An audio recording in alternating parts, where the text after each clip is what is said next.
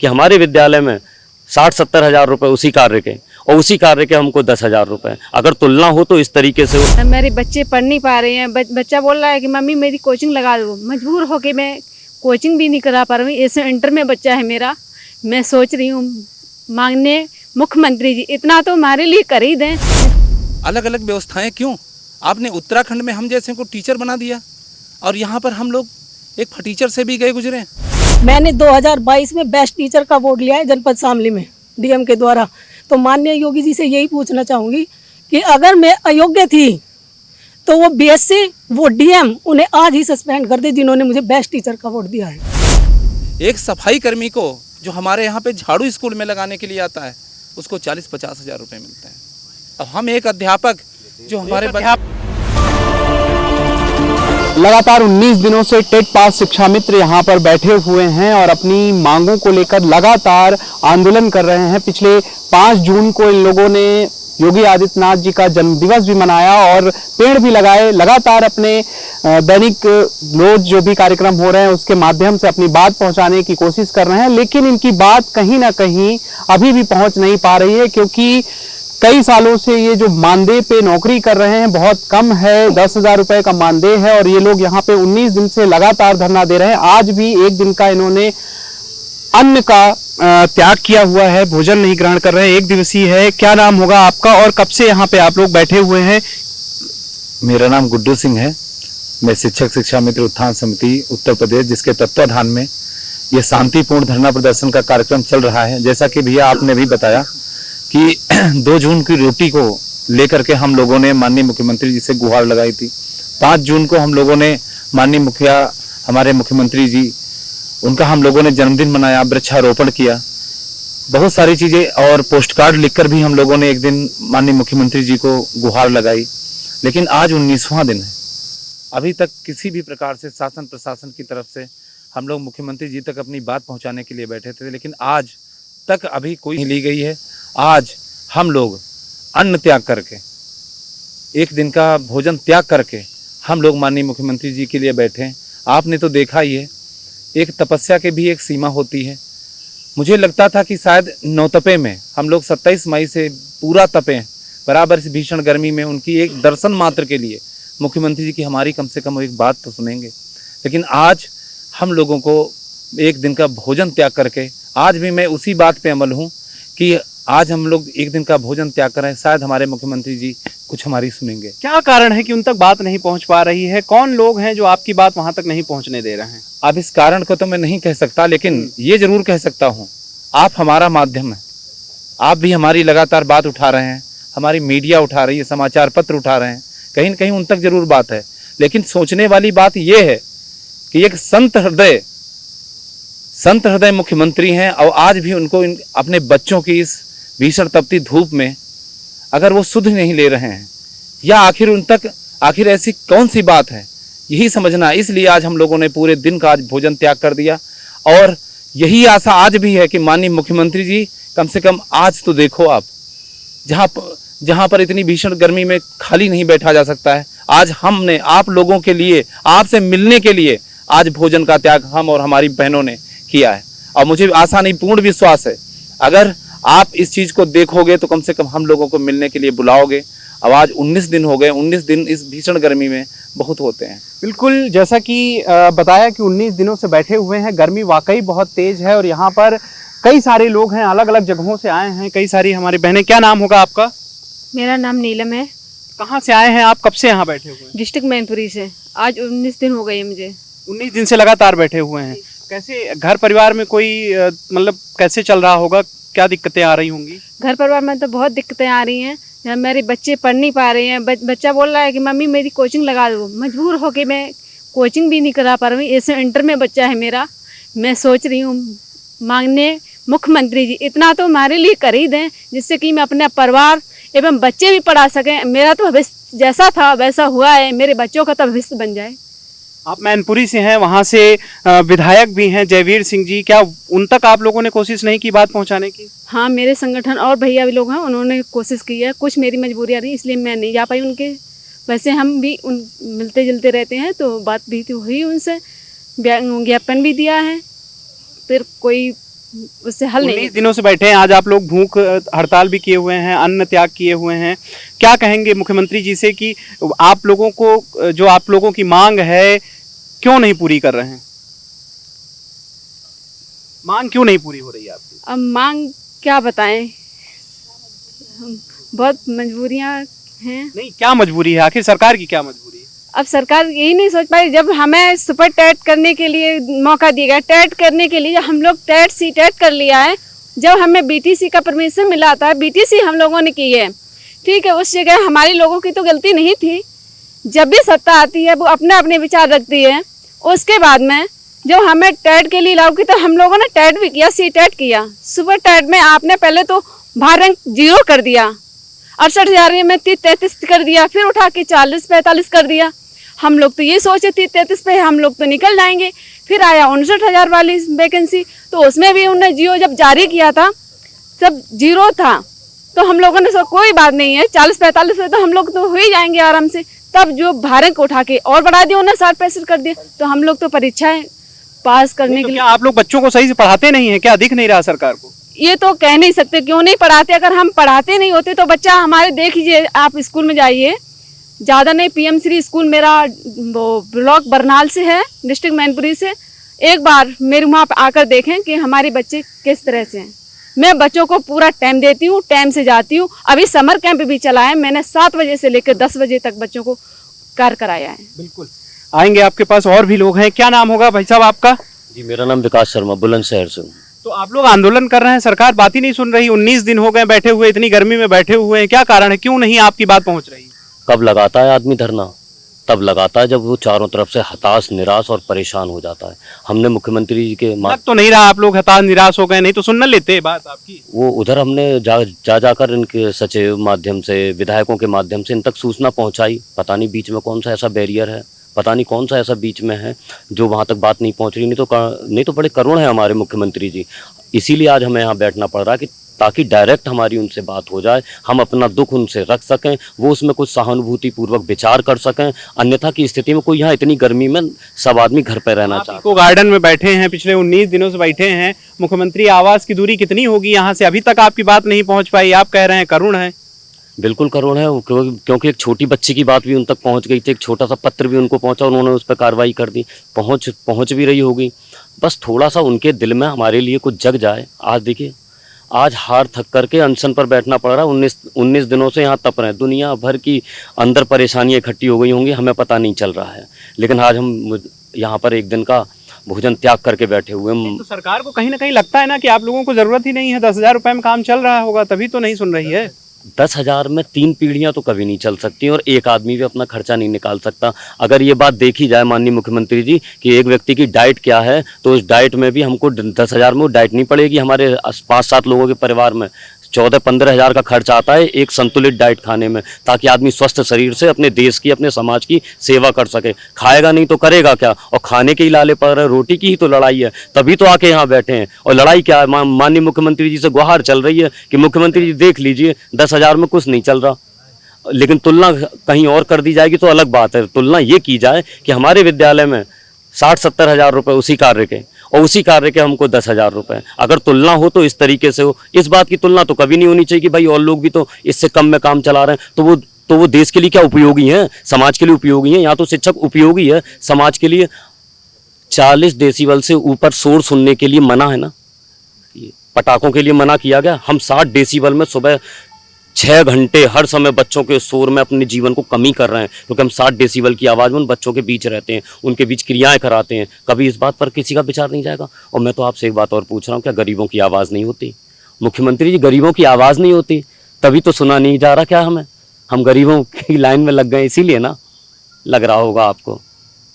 मैं आपसे एक बात और कहना चाह रहा हूँ मुख्यमंत्री जी, अगर हमारी पीड़ा का आप अंदाजा लगाना चाहें तो याद करिएगा संसद में जब आपकी पीड़ा पूरा देश सुन रहा था, आपने आवाज लगाई थी, क्या ये सदन मेरा साथ देगा? आपने अपनी पीड़ा रखी थी ना, बिल्कुल ऐसी पीड़ा अंदर भरी पड़ी है। किसी भी साथी को देख लीजिए, सब पीड़ा से भरे हुए हैं। मुझे थोड़ी ज्यादा हो गई, इसलिए मैं आज आगे आकर के बैठ गया। मुझे उम्मीद है कि आप इस पीड़ा का निवारण करेंगे, हमारी मांगों पर सहानुभूतिपूर्वक विचार करेंगे और हमें मिलने के लिए एक बार बुला लेंगे। हमारी झोली खुली हुई है और आपका दरवाजा बस वहां से खुलने की देर है। बिल्कुल, तो दरवाजा खुलने की देर है। मुख्यमंत्री जी अभी भी नहीं सुन रहे हैं। 19 दिन हो गए हैं और मुख्यमंत्री जी, क्योंकि ऐसा लगता होगा जरूर कि 10,000 रुपए में काम चल जाता होगा। क्या नाम होगा आपका? जी, मेरा नाम डोली मलिक है और मैं जनपद शामली से आई हूँ।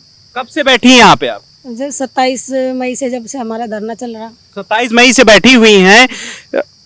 आप बच्चे होंगे, कैसे उनको पढ़ाती होंगी, कैसे उनके खर्चे चलते होंगे? क्योंकि सरकार तो कह रही कि 10,000 रुपए आपको मानदेय मिल रहा है, काम चल ही रहा होगा। मैं सरकार से यही पूछना चाह रही, कौन सा अर्थशास्त्री है वो इतना बड़ा देश में उसे लाई और 10,000 में एक गृहस्थी का बजट बना के दे हमें। 10,000 में कैसे काम चला सकते हैं?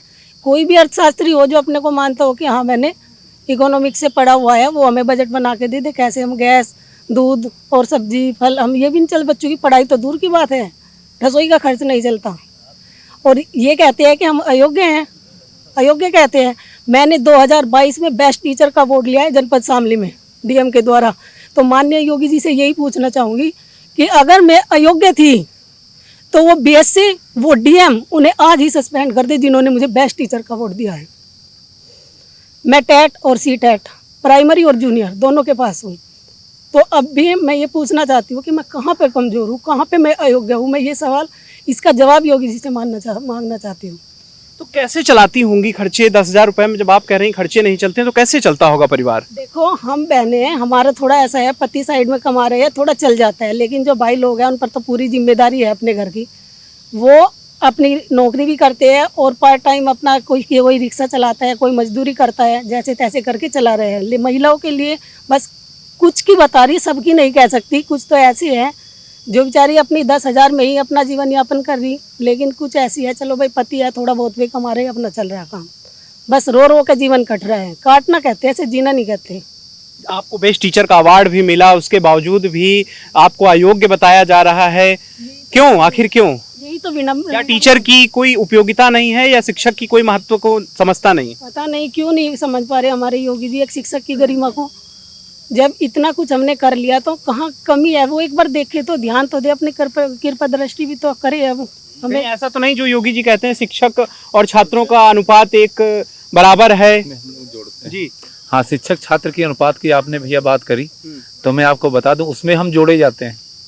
अच्छा, उसमें आप जोड़े जाते हैं? उसमें हम जोड़े जाते हैं, काम में जोड़े जाते हैं। जहाँ पर अभी टीचरों ने काम करने से मना कर दिया, वहाँ पर हम लोगों ने काम किया। बीएलओ, मैं खुद बीएलओ हूँ, उसमें हम जोड़े जाते हैं। छुट्टियों में भी हमें जाना पड़ता है, तहसील से फ़ोन आ गया आप आइए। किसी को ये पता नहीं किसके पास पेट्रोल है जाने के लिए नहीं, लेकिन तहसील आना, वहाँ से धमकी मिलती है क्योंकि हम इतने छोटे हैं। और फिर मैं बताता हूँ, माननीय प्रधानमंत्री जी को भी सोचना चाहिए। अभी आपने 11 साल सुशासन के पूरे किए, आपने जहाँ पे मजदूरों के भी मानक तय कर दिए कि उनके शोषण ना हो। क्या हमारा संविधान किसी को शोषण करने का अधिकार देता है? आखिर संविधान कभी जब बना होगा तो जरूर यही रहा होगा, कहीं ना कहीं शोषण होता होगा।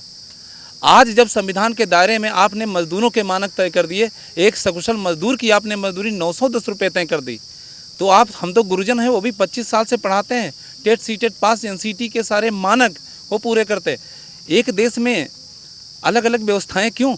आपने उत्तराखंड में हम जैसे को टीचर बना दिया और यहाँ पर हम लोग एक फटीचर से भी गए गुजरे। एक सफाई कर्मी को जो हमारे यहाँ पे झाड़ू स्कूल में लगाने के लिए आता है, उसको 40-50 हज़ार रुपये मिलते हैं। अब हम एक अध्यापक जो हमारे अध्यापक जो बच्चों के भविष्य का निर्माण करता है, आप कह रहे हैं कि उससे कम मतलब उससे अधिक मानदेय सफाई कर्मचारी को मिलता है? बिल्कुल, उसको 40-50 हज़ार रुपये मिलते हैं। जो हमारे विद्यालय में, हमारे स्कूल खोलने से पहले वो झाड़ू लगाता है, उसको 40-50 हज़ार रुपये मिलते हैं। उसका सम्मान है, लेकिन हमारा सम्मान नहीं है। मैं यही सोचना चाहता हूँ, आखिर ये कैसा विषेक है माननीय मुख्यमंत्री जी? हम तो आपके बच्चे हैं, जो भी आप काम देते हो, चाहे महाकुंभ हो, हम लोगों ने स्वेच्छा से, जहाँ पर आप बुलाते भी नहीं वहाँ पर हम लोग करते हैं। लेकिन एक इतने बड़े आप स्टेट के, इतने बड़े एक राम राज्य की परिकल्पना करने वाले हमारे माननीय मुख्यमंत्री जी, सबका साथ सबका विकास करने वाले, आप एक विभाग जो 24-25 सालों से जिसने अपना पूरा जीवन दे दिया, आज वो अपने बच्चों के लिए, अपनी बच्चियों की शादी के लिए, आज उनकी ज़रूरतों के लिए, आज उनकी पढ़ाई के लिए आपसे गुहार कर रहा है। अब आप संत होकर के ये गुरु को नहीं सुन रहे। यहाँ पर अगर कोई और बैठा होता तो मैं मान सकता था, उसके कोई विभाग अनुभाग चाहे अलग होते होंगे, लेकिन आप तो सीधे हमसे कनेक्ट हैं। आप भी अगर आज मुख्यमंत्री बने तो गुरु शिष्य परंपरा की वजह से बने।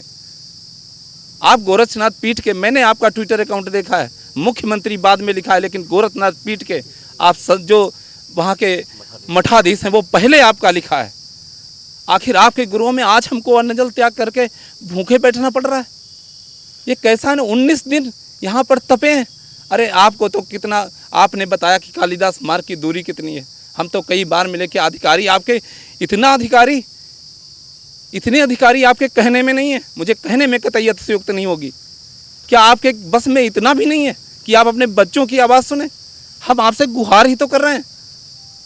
आज हम बैठे हैं माननीय मुख्यमंत्री जी, और शायद जब तक हमारा धैर्य काम कर रहा है हम बैठेंगे, लेकिन बस आपके बिना दर्शन करें, क्योंकि ये भी आप भी देख रहे हो, मीडिया भी देख रहा, समाज भी देख रहा है, हमारे भी धैर्य की क्षमता है। हम चाहते तो आपने भी देखा, बहुत धरने हुई आज तक, 1-2 दिन के ऊपर सब कहीं कोई रोड पर निकल लेता, कहीं को लेकर। आज 19 दिन है, कभी किसी ने गर्मी में धरना नहीं लगाया आज तक। धरना काहे का, हम तो प्रार्थना सभा लगाई, आज 19 दिन से आपसे प्रार्थना कर रहे हैं, आज अन्न त्याग करके बैठे हैं आपसे। तो जाहिर सी बात है माननीय मुख्यमंत्री जी, आप गुरुओं को तो समझो। जैसे हमारी बहन ने बताया, शामली डिस्ट्रिक्ट में सर्वश्रेष्ठ टीचर का इसने अवार्ड पाया। हम लोग भी कितना बेस्ट देते हैं, सारे स्कूलों के आप मानक निपुण कक्षा 1-2 की क्लास हमारे पास हैं। स्कूलों से जब गांव में कोई जाता नहीं है सरकारी टीचर बुलाने के लिए, हम लोग गांव के वहाँ बुला के लाते हैं। तब आपकी छात्र संख्या अनुपात, अब आपने बताया जो छात्र शिक्षक अनुपात, आप उसमें हमें जोड़ते हो। जब भी सीट की बात आती है तो आप उसमें जोड़ लेते हो।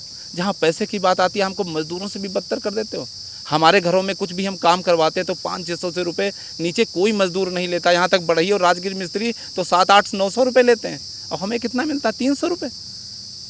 बिल्कुल आप सही कह रहे हैं, आपका दुख भी जायज़ है, क्योंकि अपनी व्यथा बता रहे हैं। ये वो गुरु हैं जो एक बच्चे के भविष्य का निर्माण करते हैं। कोई अगर घर भी बनता है तो उसकी नींव बहुत इम्पॉर्टेंट होती है, और यहाँ पर तो बच्चों के भविष्य का निर्माण ये गुरु करते हैं, जो अपनी व्यथा लेके यहाँ पे बैठे हुए हैं। और भी हैं बहनें हैं यहाँ पे, हम बातचीत करेंगे। क्या नाम होगा आपका? जी, मेरा नाम रेखा लिटोरिया है, मैं ललितपुर जनपद से आई हूँ। ललितपुर से आई हैं, कब से बैठी हैं यहाँ पे? जब से जिस दिन से धरना शुरू हुआ है 27 मई से, उस दिन से आज तक बैठी हूँ।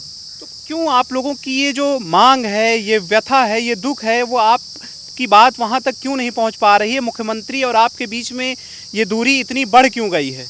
दूरी नहीं बढ़ी है, मुख्यमंत्री जी हम लोगों के धैर्य की परीक्षा ले रहे हैं, और हम लोग अपनी परीक्षा में सफल होकर दिखाएंगे, वो देख ही रहे हैं। ऐसा नहीं है जब बगल में आप कह रहे हैं कि थोड़ी सी दूरी है, तो उनके कानों में सब कुछ आवाज़ जा रही है। उनके कानों में ये भी आवाज़ जा रही है कि आज तक जितने भी धरने हुए हैं वो कैसे हुए हैं, सड़कों पर निकल के हुए हैं। हम लोग 27 तारीख से शांतिपूर्ण तरीके से धरना कर रहे हैं, और ऐसा धरना हमें लगता आज के पहले, इससे पहले कभी ये धरना हुआ नहीं होगा। शांतिपूर्ण धरना कर रहे हैं, और मुझे पूरा विश्वास है कि माननीय मुख्यमंत्री जी हमारी सुनेंगे। लेकिन अभी तक 19 दिन हो गए, आप लोग यहाँ पे लगातार अनवरत बैठे हैं, अभी तक आपकी बात वहाँ तक शायद पहुँच नहीं पाई, क्योंकि प्रधानमंत्री ने भी कहा था कि वो आपकी बात सुनेंगे और जैसे ही सरकार बनेगी आप लोगों को नियुक्ति मिलेगी। अभी तक नियुक्ति नहीं मिली। मिलेगी, नियुक्ति मिलेगी। हमने आपसे क्या कहा, वो धैर्य की परीक्षा ले रहे हैं, और हम इस परीक्षा में सफल होंगे। और माननीय मुख्यमंत्री जी से मैं विनम्र निवेदन करना चाहती हूँ कि हम लोग पूरी योग्यता पार किए हुए हैं, पूरे मानक पार कर रहे हैं जो भी शिक्षक के होते हैं। तो हम लोगों को कृपया करके नियमित कीजिए, और जब तक नियमावली में थोड़ा बहुत टाइम लगता है उसके पहले हमें शिक्षक जैसा सम्मान दीजिए।